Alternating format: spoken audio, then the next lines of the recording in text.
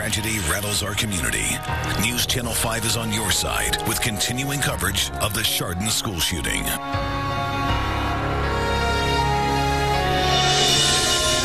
The Greaves, this is a live picture of Chardon Square. A prayer vigil is going on right now at a church nearby. Earlier today, 5 students were shot by a gunman. 1 student has died. The gunman has been identified as T.J. Lane. Inside Chardon High School, this happened about 7:30 this morning. 16-year-old Daniel Parmenter died from the shooting. He was flown by helicopter to Metro Health Medical Center, but died during treatment. 2 others are at Metro Health. 2 more students are at Hillcrest Hospital. Good evening, I'm Lee Jordan. And I'm Danita Harris. Leon Bibb will join us live in just a few minutes from Chardon School District Headquarters. But first, we want to go right to News Channel 5's Kristen Byrne. She's outside the Assembly of God Church where the vigil is going on at this time. Yes, Danita and Lee, here in Chardon Square, a couple things are going on. Right now, as you mentioned, at the Church Assembly of God, a prayer vigil is taking place. Students, parents, really anyone is welcome to attend. And also, there's going to be a candlelit vigil at Chardon Square at 8:30. Again, students can show their support for these shooting victims. As you mentioned, 2 are in critical condition, 1 stable and 1 serious. And we've been talking with parents and students all day in the morning and throughout the day here and into the evening hours, and this community is absolutely grief-stricken. They had the flag here at this courthouse just at half-staff in honor of the student who passed and those who are fighting for their lives right now. So we, of course, will be attending that vigil and talking to more parents and students as they try to get through this very difficult time. Live in Chardon, Kristen Byrne, News Channel 5. Okay, thank you, Kristen. Leon Bibb joins us now from Chardon High School. Leon, what can you tell us from where you are? Well, I'm reporting this evening just as the sun is setting right from the Board of Education in Chardon. The high school where this incident took place is right on the other side of that building. This is a big campus right here in Chardon, and I'm right outside the Board of Education building. We talked with law enforcement officials earlier today around 4 o'clock. They had a news conference. They said that they arrived very quickly on the scene here around 7:38 this morning when the gunshots were fired. Officials sat praise for the teacher who ran after that student. The student, police say, was the gunman. Police caught up with that student, and he is now under arrest right now, as we've reported earlier on the broadcast. It has been a full day, but police officials are not saying too much there. They're keeping it very close to the vest right now. News Channel 5's John Cosick is on one part of the story. He's at Metro Health Medical Center, where some of the students were taken. Let's go to John Cosick. He handles that end of the story. John? Paul Kiska, them remain hospitalized.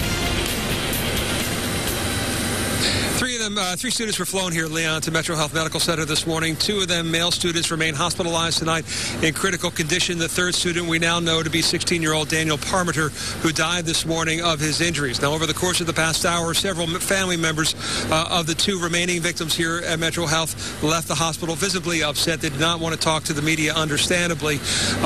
Metro Health, of course, being the region's only level 1 adult trauma center, one of the nation's busiest at that. They have handled a number of high-profile shootings in the past. For the most part tonight, they are remaining very quiet about the extent of the injuries to the students who remain here this evening, other than to say that they remain hospitalized in critical condition. Reporting live at Metro Health Medical Center, John Cosick, News Channel 5. All right, thank you, John. The shooter, as we said, has been identified as T.J. Lane. News Channel 5's Joe Paganakis joins us now. And Joe, you have been at the scene of a big part of the investigation today. That's right, Lee. Relatives of T.J. Lane's own dozens of acres right here in Chardon Township, about 3.5 miles from the high school. FBI agents, BCI, and the Geauga County Sheriff's Department arrived on the scene this morning, talking with Lane's cousins and grandparents in the search for evidence in this case. Investigators also spent about an hour searching a field across the street for evidence. The neighbors say the Lane family has always been kind and respectful, but they say they would hear gunfire from the property as residents would conduct target practice.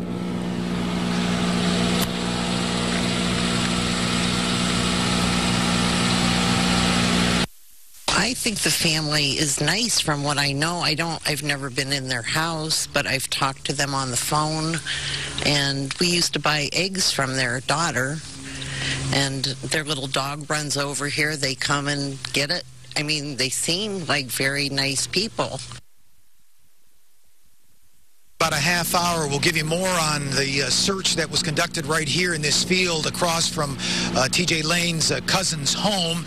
And we'll also show you how computers were taken out of another grandparent's home. That's coming up in about a half hour in a live report. I'm troubleshooter Joe Paganakis reporting live from Chardon Township.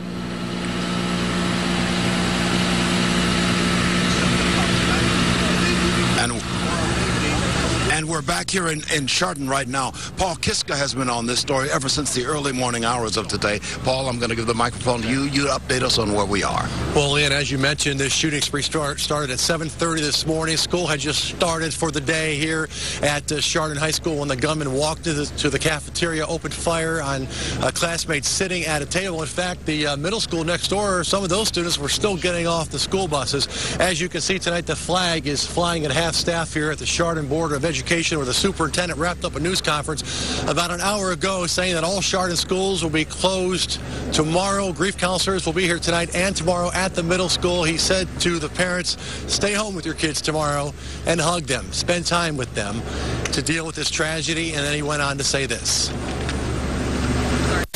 Okay, Paul, thanks very much. Again, right now, the Chardon Assembly of God is holding a prayer vigil until 8 o'clock tonight for the victims of today's shooting. That church is located on the square in Chardon, and a candlelight vigil for the victims is being planned for tomorrow night. It will take place at 7 o'clock at St. Mary Church, and that is on North Street in Chardon. When news breaks, remember, we're committed to bringing it to you first, on air, online, and on your mobile device. Breaking news alerts went out as soon as we confirmed the shooting this morning. We have continuing coverage of the Chardon school shooting coming up in just a few seconds.